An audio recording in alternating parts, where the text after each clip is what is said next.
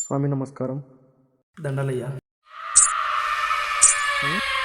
ఓం నమ శివాయ. స్వామి, మీ సమస్య నాకు అర్థమైంది. మీరు ఆదివారం నిండు అమావాస్య నాడు నిమ్మపండు తొక్కడం వలనే మీకు ఈ సమస్య మొదలైంది. మీ సమస్య తీరాలంటే రేపు అనగా ముక్కోటి ఏకాదశి సందర్భంగా శ్రీ లక్ష్మీ నరసింహస్వామి వారి ఆలయం ఉత్తర ద్వారం తెరవబడుతుంది.